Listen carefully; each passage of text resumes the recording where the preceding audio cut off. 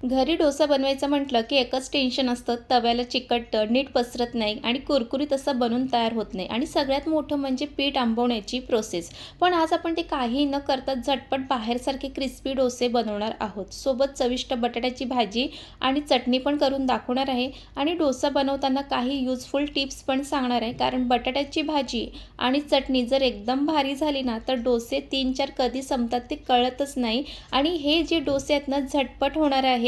म्हणून रेसिपी शेवटपर्यंत नक्की बघा. सर्वात आधी तांदूळ आणि उडदाची डाळ पाण्यात भिजवून ठेवलेले आहे. साधारणतः हे अर्धा तास पाण्यात भिजवून ठेवलेलं आहे.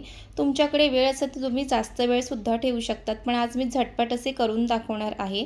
त्यानंतर सर्वात आधी इथे तांदूळ आहे ते मिक्सरमध्ये टाकून त्यात पाणी घालून ते छान फिरून घ्यायचं आहे आणि जास्त हे पातळ किंवा जास्त जाड असं हे ठेवायचं नाही. तिथे तुम्ही पाहू शकता, तर अशा पद्धतीने हे मिक्सरला फिरून घ्यायचं आहे.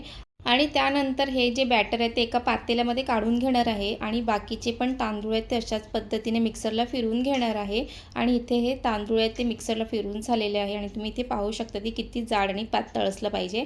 त्याचप्रमाणे डाळ आहे तीसुद्धा छान असं मिक्सरला फिरवून घेणार आहे.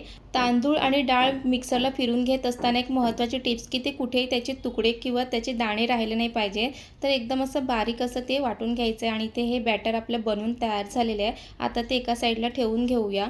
आणि मी इथे एका साईडला बटाटेसुद्धा उकळायला ठेवले होते आणि ते अशा पद्धतीने कट करून घेतलेले आहे. इथं उभा चिरून घेतलेला कांदा, कढीपत्ता, उडीदची डाळ, चणा डाळ घेतलेली आहे, मिरची आणि कोथिंबीर इतकं साहित्य घेतलेलं आहे. त्यानंतर झटपट अशी बटाट्याची भाजी करायला घेऊया. गॅसवरती कढई ठेवली, त्यात तेल घातलं. तेल व्यवस्थित गरम होऊन द्यायचं आहे, तरच ती खमंग फोडणी बसते. त्यानंतर त्यामध्ये मोहरी घालायची. मोहरी छान तडतडली की लगेच मग त्यामध्ये उडदाची डाळ आणि चणा डाळ घालायची. तीसुद्धा छान थोडंसं परतून घ्यायचं आणि त्यानंतर मग त्यामध्ये कढीपत्ता आणि हिरव्या मिरच्या घालायच्या आहेत. ह्या सगळे छान परतून झाले की त्यानंतर मग त्यामध्ये कांदा घालायचा आहे. कांदा आहे तो सुद्धा छान परतून घ्यायचा आहे आणि त्यानंतर त्यामध्ये चवीप्रमाणे मीठ, हळद घालायचं आहे आणि ते सुद्धा छान परतून झालं की नंतर ते उकळून घेतलेले जे बटाटे आहेत ते त्यामध्ये घालून घेणार आहोत. बटाटे छान असं मिक्स करून घ्यायचं आहे आणि ह्यामध्ये आपण लाल तिखट घालणार नाही आहे, पण एक सिक्रेट काहीतरी ह्यामध्ये घालणार आहे, ज्यामुळे बाहेर ज्या पद्धतीने बटाट्याची भाजी मिळते डोस्यासोबत तशीच ती बनवून तयार होते. काय घालणार आहे ते तुम्हाला पुढे समजेलच. आणि बटाटे छान मिक्स करून झाले की त्यानंतर त्यामध्ये अगदी थोडंसंच पाणी घालायचं, जास्त नाही. तुम्ही ते पाहिलं असेल मी किती पाणी घातलं आहे. पाणी घातलं की थोडंसं बटाट्याच्या भाजीला ओलसरपणा येतो आणि ते छान मिक्स करून झालं की ह्यामध्ये पावभाजी मसाला घालायचा आहे. पावभाजी मसाला ह्यामध्ये घातल्यामुळे ना ह्या बटाट्याच्या भाजीला खूप सुंदर अशी चव येते. जशी बाहेर मिळते ना तशीच ती चवीला लागते. तर इथेही आपली बटाट्याची भाजी आहे ती छान अशी बनवून तयार झालेली आहे आणि तुम्ही ते पाहू शकता की अगदी जशी बाहेर मिळते ना तशीच ही बनवून तयार झालेली आहे. आणि नंतर वरून अशी भरपूर अशी हिरवी कोथिंबीर घालायची आहे आणि तुम्हीसुद्धा एकदा नक्कीच या पद्धतीने बटाट्याची भाजी करून बघा. डोस्यासोबत किंवा चपाती भाकरीसोबत सुद्धा तुम्ही खाऊ शकतात. इतकी ही छान बनवून तयार होते. आणि कोथिंबीर टाकल्यानंतर ती छान असं मिक्स करून घ्यायचं आहे आणि इथे आपली ही बटाट्याची भाजी बनवून तयार झालेली आहे. आणि त्यानंतर लगेच मग चटणीसुद्धा बनवायला घेऊया आणि ही चटणीसुद्धा बाहेर मिळते ना त्याच पद्धतीची बनवून तयार होते. त्यानंतर इथे मिक्सरचं भांडं घेतलं, त्यामध्ये खोबरं, शेंगदाणे, भाजलेले शेंगदाणे, चणे, मिरची, कोथिंबीर आणि चवीप्रमाणे मीठ आणि थोडंसं पाणी घालून हे छान मिक्सरला फिरवून घ्यायचं आहे. आणि इथे जर तुमच्याकडे खोबरं नसेल तर तुम्ही नारळसुद्धा वापरू शकतात. जर कधी नारळ नसेल तर तुम्ही खोबऱ्याने सुद्धा अशी ही चटणी बनवू शकता. तर इथे आपलं मिक्सरला फिरवून झालेलं आहे.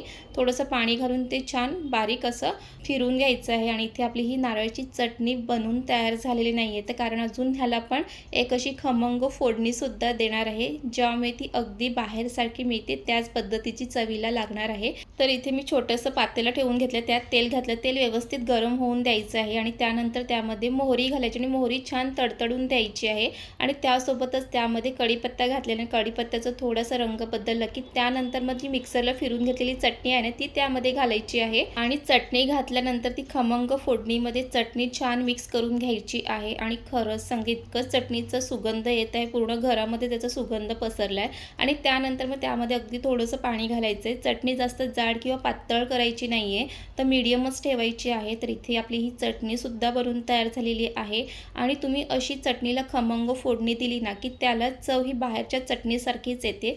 तर इथे आपली ही चटणीसुद्धा बनवून तयार झालेली आहे आणि अगदी मार्केटला मिळते ना तशीच ती दिसते सुद्धा आणि चवीला पण तशीच आहे. तर इथे आपली बटाट्याची भाजी आणि चटणी हे दोन्हीही बनवून तयार झालेले आहे. आणि इथे बटाट्याची भाजी आणि चटणी बनवून घेत असताना एका साईडला जे डोसाचं बॅटर आहे ते सुद्धा छान रेडी झालेलं आहे. एक 15-20 मिनटामध्ये हे दोन्ही बनवून तयार झालेलं आहे. आणि इथे आपले हे जे बॅटर आहे ते सुद्धा छान रेडी आहे डोसा बनवण्यासाठी आणि हे कुठे आपण जास्त आंबवलेलं सुद्धा नाही आहे. आणि त्यानंतर इथे मग मीठ घालायचं आणि ते सुद्धा छान असं बॅटरमध्ये मिक्स करून घ्यायचं आहे. मीठ घातलं की डोस्याला पण एक छान चव मिळते, म्हणून ना बॅटरमध्ये कधीही थोडंसं मीठ घालायचं आहे आणि ते सुद्धा छान मिक्स करून घ्यायचं आहे. एका साईडला तवासुद्धा गरम करायला ठेवलं होतं आणि डोसा बनवण्याआधी तव्यावरती असं पाणी शिंपडायचं आहे आणि कपड्याने ते पुसून घ्यायचं आहे, म्हणजे जो डोसा आहे तो तव्यावरती चिकटत नाही. आणि त्यानंतर इथे तुम्ही पाहू शकतात की डोस्याचा जो बॅटर आहे तो किती सहज असं तव्यावरती पसरत आहे आणि हा बॅटर तव्यावरती पसरून घेत असताना ते कुठेही चिकटत नाही आहे. आणि तुम्हाला डोसा जितका पातळ पाहिजे त्याप्रमाणे तो बॅटर आहे तो तव्यावरती पसरून घ्या. आणि हे पीठ आहे ते आपण आंबवलेलं नाही आहे, तरी पण खूप छान असे हे डोसे बनवून तयार होते. त्यानंतर मग वरून असं बटर लावून घ्यायचं आहे. बटर आवडत असेल तर नक्कीच घाला, खूप छान लागतात डोसे. जर बटर आवडत नसेल तर तुम्ही तूपसुद्धा लावू शकतात. आणि त्यानंतर इथे सर्व बाजूने मी छान असं डोसेवरती बटर लावून घेणार आहे आणि त्यानंतर मग दुसऱ्या बाजूने ते छान तुम्हाला जर पलटून घ्यायचं असेल तर तुम्ही पलटून घेऊ शकतात किंवा मग असेही तुम्ही ते डोसे बनवून घेऊ शकतात. आणि इथे तुम्ही पाहू शकतात की तव्यावरून हे डोसे ते किती सहज निघतं आणि तुम्हाला डोसा जितका कुरकुरीत पाहिजे ना तुम्ही त्याप्रमाणे तो कुरकुरीत डोसा बनवून घेऊ शकतात.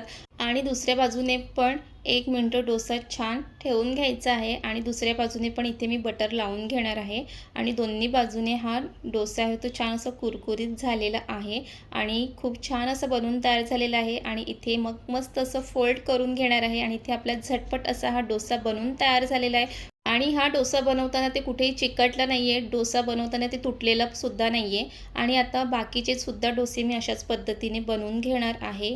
फक्त एक महत्त्वाची टिप्स की कधी पण तव्यावरती बॅटर टाकण्याआधी तव्यावरती पाणी शिंपडून घ्या आणि कपड्याने पुसून घ्या, म्हणजे तवा जास्त गरम असेल की थोडंसं पाणी शिंपडलं की ते थंड होतं आणि त्यामुळे जो बॅटर आहे तो तव्याला चिकटत नाही. आणि अशाच पद्धतीने बाकीचे सर्व डोसे हे बनवून घेणार आहोत. आणि कधीही तुम्हाला डोसे खायची इच्छा झाली ना की आता ते आंबवण्याची प्रोसेस न करता सुद्धा तुम्ही असे झटपट असे हे डोसे बनवून घेऊ शकतात. आणि बाहेर मसाला डोसा वगैरे इतकं महाग खाण्यापेक्षा आपण घरी खूप सहज झटपटसुद्धा बनवू शकतो. आणि इथे जो हा डोसा आहे तो मी पलटून घेणार नाही आहे, तर इथे त्याचं डायरेक्ट असं फोल्ड करून घेतलेलं आहे आणि इथे आपले हे झटपट असे डोसे मी बनवून घेतलेले आहे. आणि तुम्हाला हे डोसे बनवून घेत असताना त्यावरती बटाट्याची भाजीसुद्धा टाकायची असेल तर तुम्ही तेही टाकून घेऊ शकतात. पण इथे मी वेगळ्या प्लेटमध्ये बटाट्याची भाजी, चटणी आणि डोसे घेतलेले आहेत. आणि हे सगळं एका तासाच्या आतमध्ये सगळं बनवलेलं आहे. आणि डोसे बनवायचं म्हटलं की आदल्या दिवशीपासून सगळी तयारी करावी लागते. पण आता जर तुम्हाला झटपट असे डोसे खायचे असेल तर तुम्ही अशा पद्धतीने नक्की ट्राय करा. आणि अगदी बाहेर मिळते तशीच बटाट्याची भाजी, चटणी, डोसे बनवून तयार झालेले आहे. आणि मस्त गरमागरम इथे डोसे मी छान एन्जॉय करते. तुम्हीसुद्धा नक्की ट्राय करा आणि तुम्हाला रेसिपी कशी वाटली हे नक्की मला कमेंट करून सांगा. आणि अजूनपर्यंत चॅनलला सबस्क्राईब केलं नसेल तर सबस्क्राईब करा. पुन्हा भेटूया.